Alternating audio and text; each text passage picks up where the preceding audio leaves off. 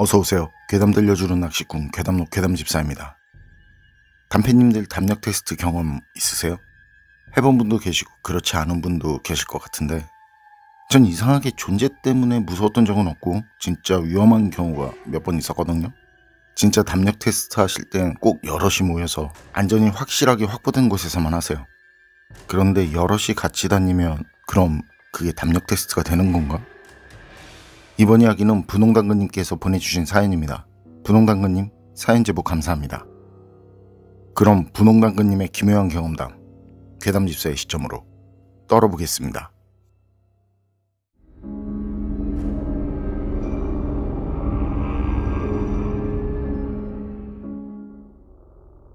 제가 소름 돋는 오싹한 이야기 하나 해드릴게요. 벌써 이게 20년 조금 더 지난 얘기인데요. 그때 등산 카페에서 경기도로 캠핑을 갔을 때 경험한 일이에요. 그때 다른 분들은 부부 동반으로 오고 전 친구랑 둘이 갔었는데, 내 팀에 사람은 8. 그냥 노지 야영장 비슷한 곳이거든요. 지금은 모르겠어요. 그땐 거기 취사가 가능했는데, 어쨌든 낮에 도착해서 각자 자리를 잡고 밥 먹고, 가을이었는데 이른 추위가 느껴지는 날이었어요. 그리고 거기 산 위쪽으로 가면 버려진 약수터가 있는 곳이었거든요. 거기 놀러 가자고 권한 분이 그쪽을 잘 알아서 말이죠. 그래서 이것저것 얘기도 해주고, 얘기 중엔 귀신이 나온다는 얘기도 있었고요.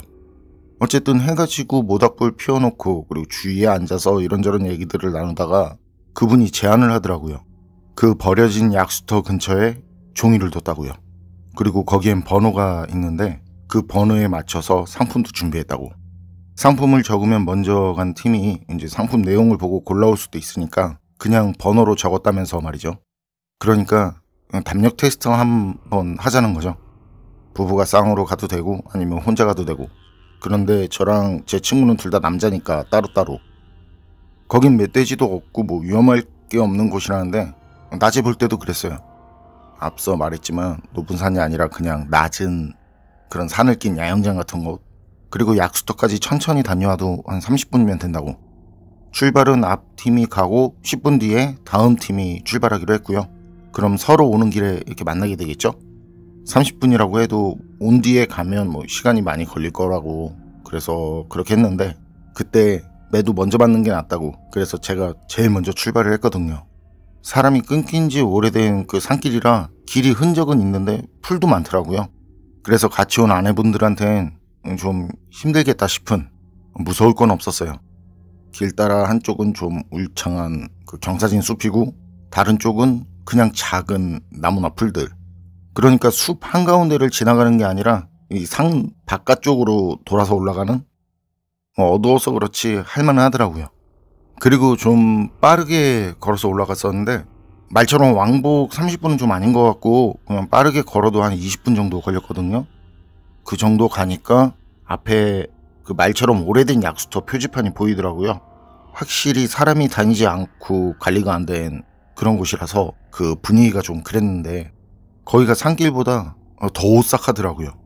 이상한 것들도 널려 있고, 그리고 그 형님이 말한 그 종이가 담겼다는 건 바로 그 약수터 물 나오는 곳 위에, 거기 옆쪽으로 그 죽은 고목이라고 해야 하나?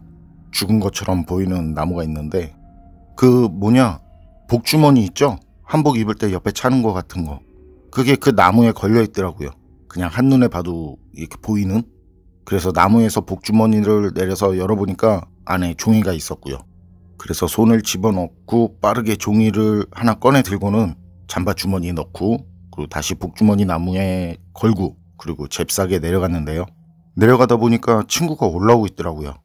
친구가 절 보더니 아직 멀었냐고. 그래서 좀만 올라가면 된다고. 종이는 찾기 힘드냐고. 그래서 아니라고. 바로 물 나오는데 그 위쪽 보면 거기 나무에 복주머니가 걸려 있다고. 거기에 있다고. 그렇게 아주 잠깐 서서 얘기를 나눴고, 전 내려가고 그리고 친구는 올라가고. 그리고 내려가는데 얼마나 갔을라나? 뒤쪽에서 누가 따라오는 느낌이 드는 거예요.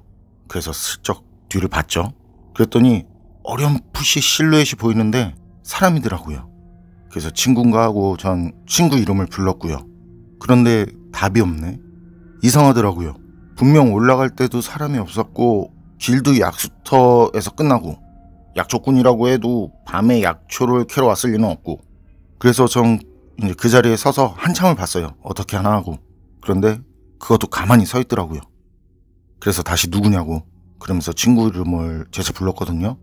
귀신이니 뭐 그런 거라고 생각해서 무서운 것보단 그 산속에서 이상한 사람이라도 만나면 어쩌나 하는, 솔직히 그게 더 무섭더라고요. 그래서 빨리 내려가야겠다 하고는 돌아서 내려가는데 친구가 걱정이 되는 거예요. 분명 거기, 그러니까 저기에 저게 계속 서 있으면 친구랑 마주칠 텐데 진짜 이상한 사람이면 친구가 위험해지는 거잖아요.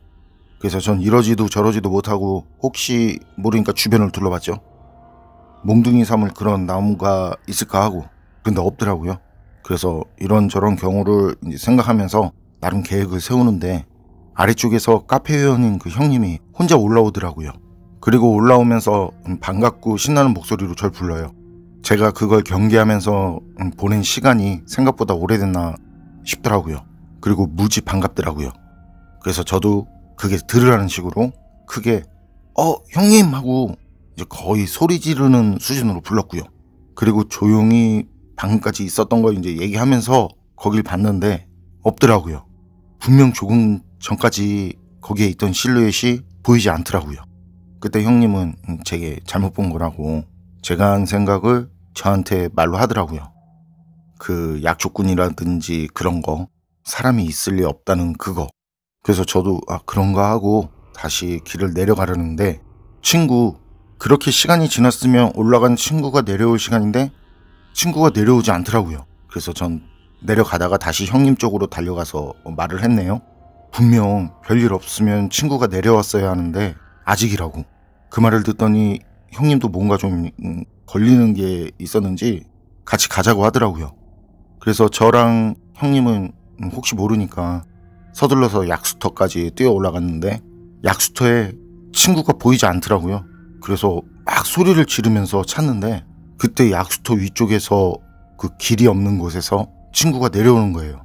그래서 왜 그쪽에서 내려오냐고, 거기서 뭐 하냐고 하니까 친구가 하는 말이 약수터에 도착해서 복주머니에서 종이를 꺼내려는데 인기척이라고 해야 하나? 좀 이상한 기분이 들더라는 거죠. 그래서 주변을 둘러보는데 사람 실루엣 몇이 그 약수터 아래쪽, 그러니까 저희가 올라온 그 다니는 길 말고 길이 없는 아래쪽 숲을 쪽에서 그 올라오는 모습이 보였다고 하더라고요. 근데 올라오는 모습이 좀 그냥 기분인데 위험해 보였다고 해야 하나? 그 친구 말로는 본능이 그렇게 말을 했다는데, 그래서 이상하다 싶어서 바로 랜턴 끄고 약수터 위쪽으로 올라가서 거기 큰 나무들이 있는 곳에 그 웅크리고 몸을 숨기고 있었다고. 그런데 사람들처럼 보이는 것들 그게 사람이 아니더래요. 모습은 사람 모습인데 안개 같은 느낌이랄까요? 그 영화에서 보는 유령? 그런 거랑은 확실히 달랐고요. 그리고 좀 지나서 그것들은 다시 왔던 곳으로 내려갔다는데 도저히 거기서 나올 용기가 생기지 않더라는 거죠. 그래서 다음 팀이 오면 그때 가야겠다고 숨어 있었다고 말이죠. 형님은 친구 얘기를 듣고 나서 절 보면서 그제야 이거 좀 이상하다 그런 식으로 얘기를 하더라고요. 그러면서 그냥 빨리 내려가자고. 친구가 내려오는 길에 저한테 무슨 말이냐고, 무슨 일이 있었냐고. 그래서 전 내려가면서 친구한테 있었던 일을 다시 얘기했고요. 내려가다 보니까 사람들이 이렇게 우르르 올라오고 있더라고요. 카페 회원들이었는데 올라간 사람들이 한 명도 내려오는 사람이 없으니까 혹시 무슨 일이라도 생겼나 해서 그래서 올라왔다고 하더라고요. 그렇게 사람들이 많아지니까 그제야 우리 셋도 안심이 됐고요. 그리고 내려가면서 저랑 제 친구가 있었던 일을 얘기했거든요. 근데 종이를 뒀다는 형님이, 그 담력 테스트 하자는 형님이 복주머니? 복주머니라고? 아닌데? 그러더라고요. 그 형님이 좀 더 눈에 잘 띄게 하려고 그 노란색 비타민 통 있잖아요. 거기에 종이들을 넣고는 약수터 바로 옆에 있는 의자에 뒀다고 하는 거예요. 그래서 전 잠바 주머니에서 종이를 꺼내서 이거 아니냐고. 그때 제가 꺼낸 종이는 한쪽은 흰색이고 또 다른 한쪽은 검은색이었는데요. 형님이 그건 뭐냐고. 아니라고. 자기가 준비한 종이는 흰색이라고 하더라고요. 흰색 종이를 접어서 통 안에 넣어뒀다고. 그런데 그때 제가 꺼낸 그건 종이도 아니고 흰색도 아니고 접혀있지도 않았어요.